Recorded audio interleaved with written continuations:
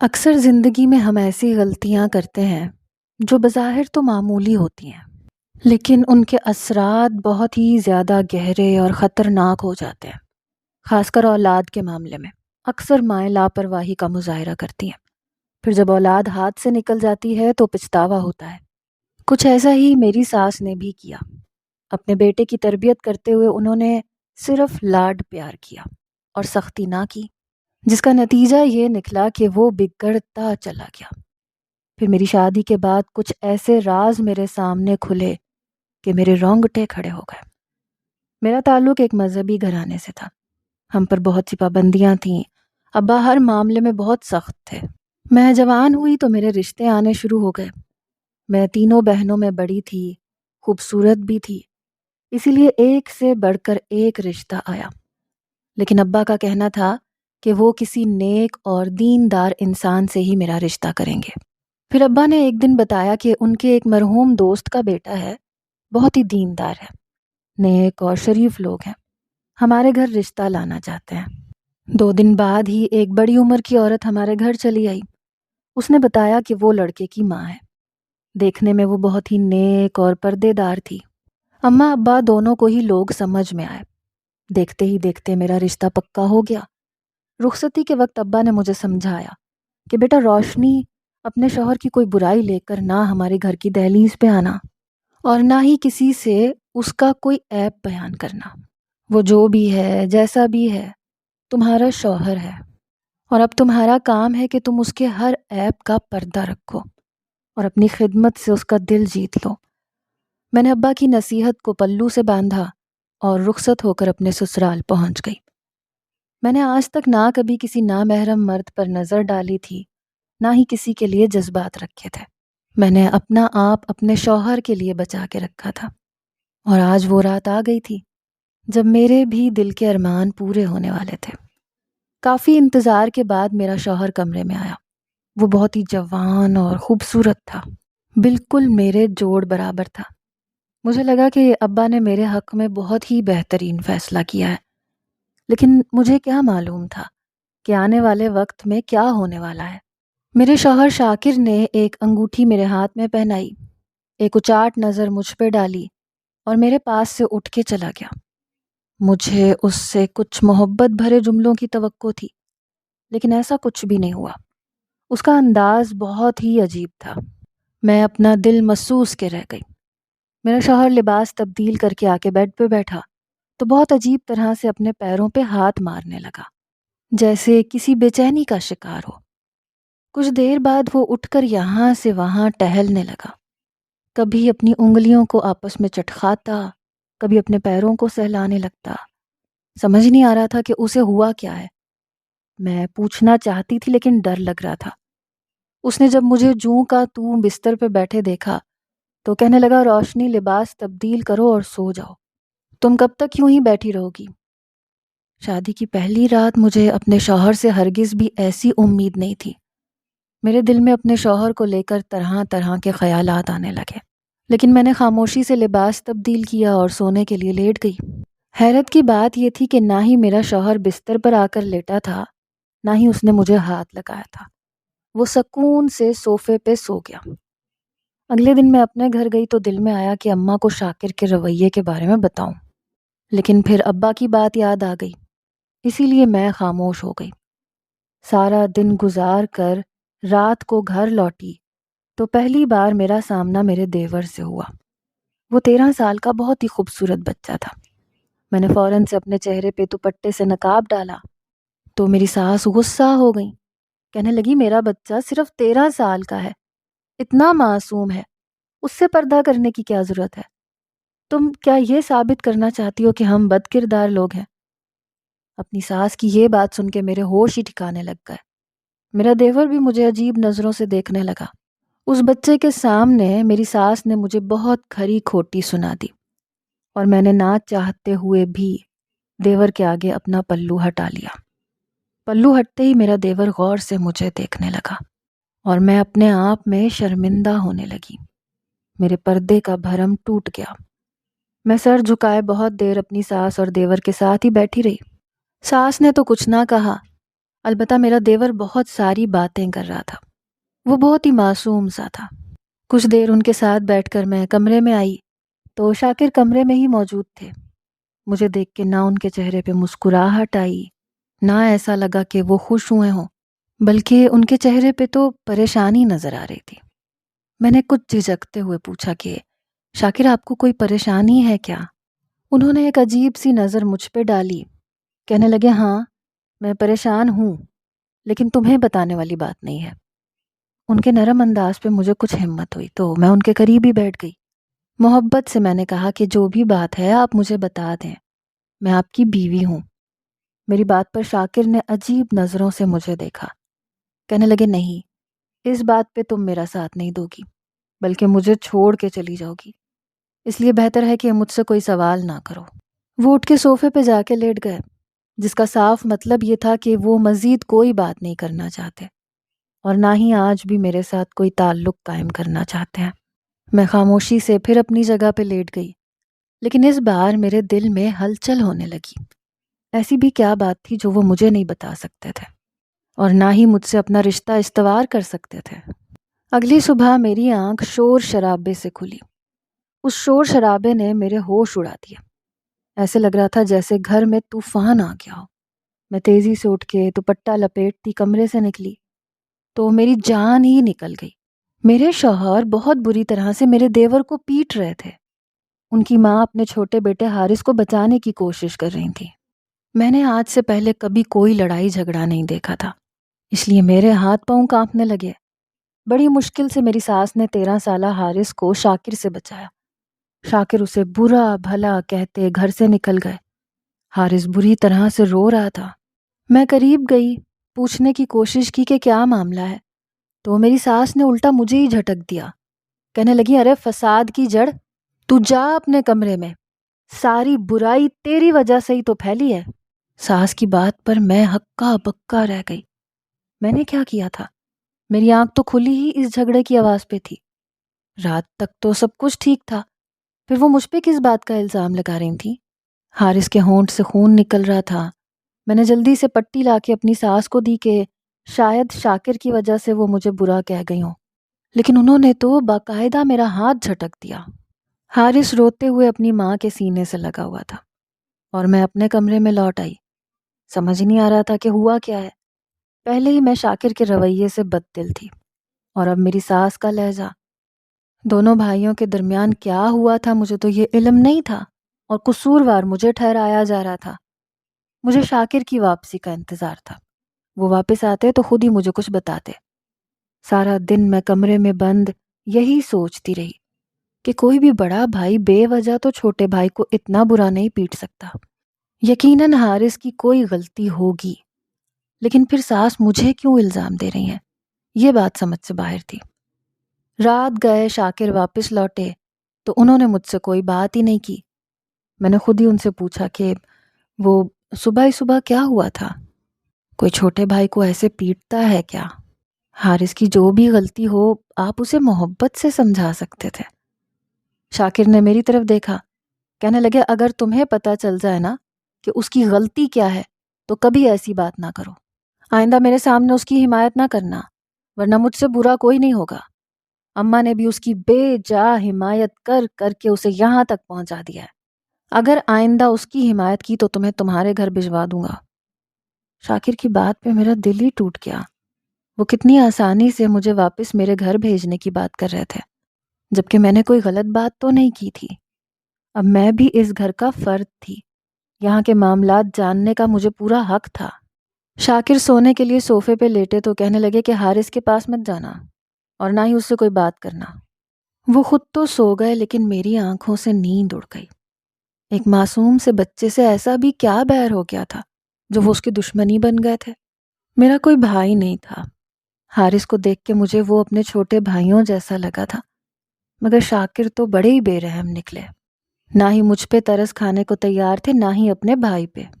مجھے لگ رہا تھا کہ وہ نامرد ہے، اسی بات کا غصہ اپنے بھائی پہ بھی نکال رہے ہیں۔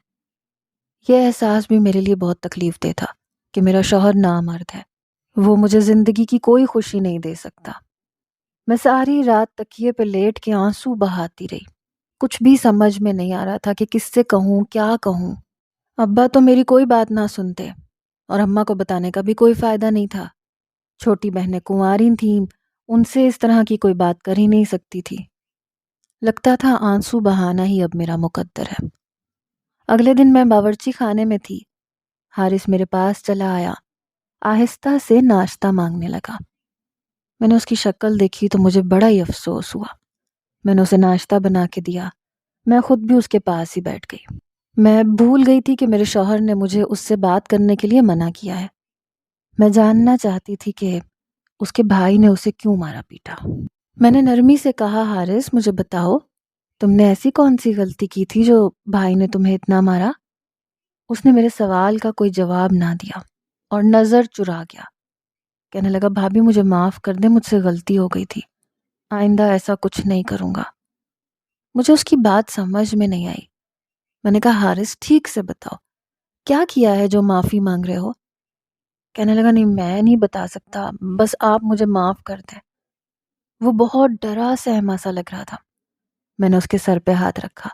میں نے کہا، تم فکر نہ کرو، میں بھائی سے بات کروں گی، وہ تمہیں معاف کر دیں گے۔ میری بات پر اس نے مسکرا کے میرا ہاتھ پکڑا۔ کہنے لگا، بھابھی آپ بہت ہی اچھی ہیں۔ اس کا یوں ہاتھ پکڑنا مجھے کچھ عجیب سا لگ رہا تھا۔ میں نے جلدی سے اپنا ہاتھ چھڑوایا اور باورچی خانے میں چلی گئی۔ مجھے تو حارث میں ایسی کوئی برائی نظر نہیں آئی تھی جو شاکر کے غصے کی وجہ بنتی۔ شاید ان میں ہی کوئی کمی تھی اور وہ اسی بات کا غصہ نکال رہے تھے۔ لیکن ایک بات بہت عجیب تھی، صرف شاکر نہیں حارث سے بات چیت بننے کی تھی، بلکہ میری ساس بھی اس سے بات نہیں کر رہی تھی۔ وہ بچہ بالکل تنہا ہو گیا تھا۔ اس گھر کا ماحول مجھے ابھی تک سمجھ میں نہیں آیا تھا۔ ایک دو دن خاموشی سے گزر گئے۔ حارث زیادہ تر وقت اپنے کمرے میں ہی بند رہتا تھا۔ یہی بات مجھے پریشان کر رہی تھی۔ عمر کے اس حصے میں اس کا تنہا رہنا اسے کسی نفسیاتی مسئلے کا شکار بنا سکتا تھا۔ لیکن میں نے شاکر کا مزاج دیکھ کے کوئی بات نہ کی۔ ابھی بھی وہ صوفے پہ ہی سو رہے تھے، جس طرح سے کبھی کبھی وہ رات کو اٹھ کے بے چینی سے یہاں وہاں ٹہلتے اور پریشان دکھائی دیتے۔ مجھے لگ رہا تھا کہ ان کے ساتھ کچھ زیادہ ہی مسئلہ ہے۔ ایک رات تو میں نے انہیں دوا کھاتے بھی دیکھا تھا اور مجھے یقین ہو گیا تھا کہ وہ نامرد ہیں، وہ چھپ چھپ کے اپنا علاج کروا رہے ہیں۔ ایسے ہی ہفتہ گزر گیا۔ ایک شام شاکر کام سے لوٹے تو ان کا مزاج کافی اچھا تھا۔ میں نے موقع دیکھ کے ان سے کہا کہ اب حارث کو معاف بھی کر دیں، کب تک اس سے بات نہیں کریں گے؟ آپ نے تو اس سے منہ ہی پھیر لیا ہے، وہ بیچارہ بہت زیادہ روتا ہے، پریشان ہے، اماں بھی اس سے بات نہیں کرتی، سارا وقت اپنے کمرے میں بند رہتا ہے۔ میری بات پر شاکر کا موڈ اچانک ہی خراب ہوا۔ کہنے لگے، حارث کے علاوہ تمہیں اور کوئی بات نہیں آتی؟ تمہارا دل بہت اس کے لیے تڑپتا ہے، بہتر یہ ہے کہ تم اس سے دور رہو اور اپنے کام سے کام رکھو، آئندہ میں تمہاری زبان سے اس کا نام بھی نہ سنوں۔ وہ اٹھ کے کمرے سے باہر نکل گئے اور میں ہکا بکا رہ گئی۔ چھوٹے بھائی کو لے کر ان کا ایسا رویہ میرے لیے بہت حیران کن تھا۔ ان کی آواز اتنی اونچی تھی کہ مجھے ڈر ہوا کہ کہیں حارث نے ان کی بات نہ سن لی ہو۔ ان کے جاتے ہی میں فوراً اپنے کمرے سے نکلی، حارث کے کمرے میں گئی۔ وہ بستر پہ خاموشی سے بیٹھا تھا، شاید اس نے اپنے بھائی کی بات سن لی تھی۔ مجھے اس سے ہمدردی ہوئی۔ میں نے کہا، حارث اپنے کمرے سے باہر نکلا کرو، سارا دن یہاں اکیلے بیٹھ کے کیا کرتے ہو؟ کمرے کی حالت بھی بہت زیادہ خراب ہو رہی ہے، کمرے کی صفائی کیوں نہیں کرواتے؟ کئی دفعہ میں نے اماں سے کہا ہے کہ تمہارے کمرے کی صفائی بھی میں کر دیتی ہوں، لیکن اماں تو اجازت ہی نہیں دیتی، کہتی ہیں کہ تم غصہ کرتے ہو۔ میری بات پہ وہ دھیرے سے مسکرایا، کہنے لگا، بھابھی آپ کو میرے کمرے کی صفائی کی کوئی ضرورت نہیں ہے، میں اپنے کام خود کرتا ہوں۔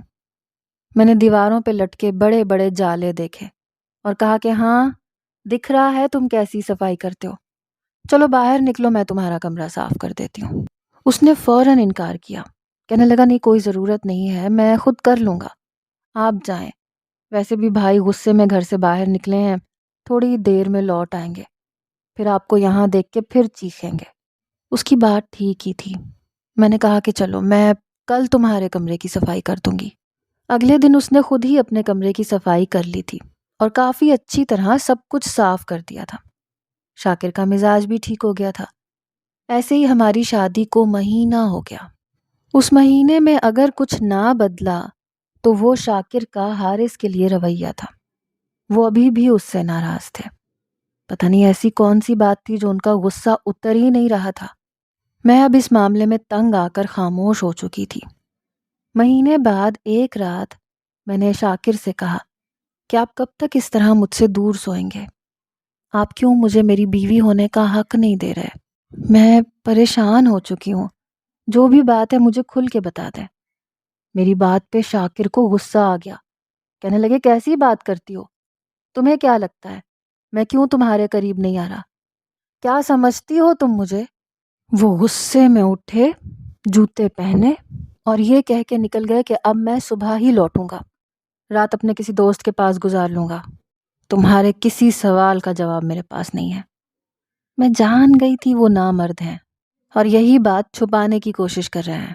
کافی دیر تک میں اپنے ہی کمرے میں بیٹھی روتی رہی۔ پھر جب دل غم سے پھٹنے لگا تو اپنے آنسو صاف کیے اور کمرے سے نکل آئی۔ حارث کے کمرے کے دروازے پہ نظر پڑی تو نیچے سے روشنی چھن چھن کے باہر آ رہی تھی۔ یقیناً وہ رات گئے جاگ رہا تھا۔ میں نے بنا سوچے سمجھے ہی اس کے دروازے پہ ہاتھ رکھا تو وہ کھلتا ہی چلا گیا۔ شاید دروازے کی کنڈی نہیں لگی ہوئی تھی، اور اندر جاتے ہی جو ہوا میری جان نکل گئی۔ جو منظر میں نے دیکھا مجھے اپنی آنکھوں پہ یقین ہی نہیں آیا۔ میرا 13 سالہ دیور یہ کیا کر رہا تھا؟ اس کی نظر مجھ پہ پڑی تو سٹ پٹا گیا۔ شاید اسے معلوم نہیں تھا کہ میں اپنے کمرے سے نکل کر یہاں چلی آؤں گی۔ کہنے لگا بھابی آپ یہاں کیا کر رہی ہیں؟ میں نے ایک زوردار تماچا اس کے منہ پہ دے مارا اور کہا کہ تم یہ بتاؤ تم یہ کیا کر رہے ہو؟ وہ گھبرا گیا، رونے لگا۔ روتے ہوئے کہنے لگا کچھ نہیں، میں بس یہ دیکھ رہا تھا کہ آپ اور بھائی رات کو کمرے میں کیا کرتے ہیں۔ اس کی بات سن کر میرے ہوش اڑ گئے۔ میں نے کہا تمہارا دماغ تو ٹھیک ہے، تم اپنے شادی شدہ بھائی بھابھی کے کمرے میں جھانک رہے ہو، وہ بھی دیوار میں سوراخ کر کے؟ کیا تمہارے اماں اور بھائی کو یہ بات معلوم ہے؟ میری بات پہ اس کے چہرے کا رنگ اڑ گیا۔ کہنے لگا ہاں بھائی اور اماں کو معلوم ہے، اسی وجہ سے بھائی نے مجھے پہلے بھی مارا تھا اور مجھ سے وہ بات بھی نہیں کرتے۔ انہیں پتا ہے کہ میں کبھی کسی سوراخ سے جھانکتا ہوں تو کبھی کسی درز سے۔ میں کیا کروں، میں اپنی عادت سے مجبور ہوں۔ میرا دل چاہتا ہے میں آپ دونوں کو چھپ چھپ کے دیکھوں اور مجھے پتا چلے کہ شادی کے بعد کیا ہوتا ہے۔ مجھے میرے دوستوں نے بہت سی باتیں بتائی ہیں، اسی وجہ سے میں بے چین رہتا ہوں۔ میں نے اپنا سر پکڑ لیا۔ میں سوچ بھی نہیں سکتی تھی کہ ایک 13 سالہ بچہ ایسی حرکت بھی کر سکتا ہے۔ اسی لیے میرا شوہر حارث سے اس قدر ناراض تھا۔ وہ اپنے چھوٹے بھائی کو سمجھا سمجھا کے تھک چکا تھا، مار بھی چکا تھا، لیکن حارث میں کوئی تبدیلی نہیں آئی تھی۔ اس سے پہلے کہ میں کچھ کہتی میری ساس چلی آئیں۔ کہنے لگی بہو تم اتنی رات گئے یہاں کیا کر رہی ہو؟ میں نے اپنی ساس کو دیکھا، کہا کہ آپ کا بیٹا ان سوراخوں سے ہمارے کمرے میں جھانک رہا ہے، کیا آپ کو پتہ نہیں ہے؟ آپ تو ہر بات کا قصوروار مجھے ٹھہراتی آئی ہیں۔ میری ساس کی آنکھوں میں آنسو آ گئے۔ کہنے لگی کیا کروں، بیوہ عورت ہوں، یہ 2 ہی بیٹے میرا سہارا ہیں۔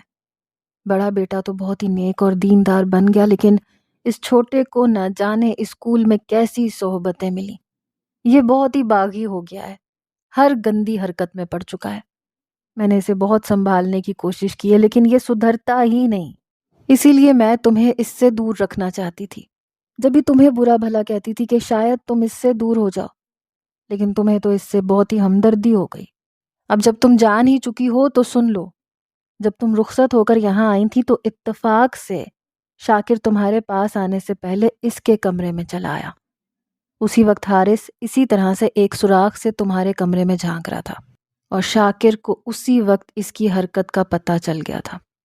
شاکر نے کافی دیر اسے سمجھایا تھا لیکن یہ اپنی حرکتوں سے باز نہیں آیا، اور پھر ایک صبح شاکر نے اسے دروازے کے نیچے سے جھانکتے ہوئے پکڑ لیا، پھر اسے خوب مارا۔ مجھے بھی اس کی حرکتوں کا علم ہو چکا تھا۔ میں نے بھی لاکھ سمجھایا لیکن پتہ نہیں یہ کون کون سے طریقوں سے تمہارے کمرے میں جھانکنے کی کوشش کرتا ہے۔ مجھے تو ڈر ہے کہ کہیں شاکر اسے گھر سے نہ نکال دے۔ میری ساس نے روتے ہوئے میرے آگے ہاتھ جوڑ دیے، کہنے لگی بہو میں بہت مجبور ہوں، بیٹوں کی محبت میں ماں ایسی ہی دیوانی ہوتی ہے، کیا کروں میں، ان دونوں کو خود سے الگ نہیں کر سکتی، تم ہی کوئی راستہ نکالو جو یہ سارا معاملہ حل ہو جائے۔ میں نے بہت محبت سے حارث کو سمجھایا کہ آئندہ ایسی کوئی حرکت نہ کرے۔ میں خود اس کے اسکول گئی، اس کے اساتذہ سے بات کی، اس کی صحبتیں بدلوائیں، خراب لڑکوں سے اس کی دوستیاں ختم کروائیں، اس کے ہاتھوں سے موبائل فون لے لیا۔ پھر دھیرے دھیرے اس کے اندر تبدیلیاں آتی چلی گئیں۔ میں نے اسے مدرسے میں ڈلوا دیا، جہاں مولوی صاحب اسے صحیح اور غلط کا فرق اچھی طرح سمجھا رہے تھے۔ شاکر نے بھی حارث میں آتی تبدیلیوں کو محسوس کیا تھا۔ پھر ایک شام خود ہی وہ میرے پاس آ کے بیٹھ گئے، میرا ہاتھ پکڑا، اپنے رویے کی معافی مانگی، کہنے لگے میں بھائی کی وجہ سے مجبور تھا، تمہیں سچ نہیں بتا سکا، اور اس ڈر سے تمہارے قریب نہیں آیا کہ میرا بھائی ہمارے کمرے میں جھانکتا ہے۔ میں تمہیں یہ بات بتاتا تو شاید تم مجھے چھوڑ کے چلی جاتی، مجھے یہی خوف تھا، لیکن تم نے اپنی سوچ سمجھداری اور دینداری سے اس معاملے کو بہت اچھے طریقے سے حل کیا ہے۔ میں تمہارا شکر گزار ہوں کہ آج میرا بھائی بے راہ روی سے نکل آیا۔ میں نے محبت سے شاکر کے کندھے پہ سر ٹکا دیا۔ میں جانتی تھی کہ وہ اپنے بھائی کی محبت میں مجبور تھے، اور آج تک جو کچھ کیا تھا وہ میری اور گھر کی بھلائی میں ہی کیا تھا۔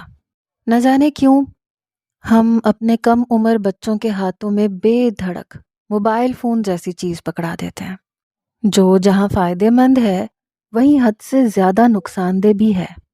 ہم اپنے بچوں کے دوستوں پر نظر کیوں نہیں رکھتے؟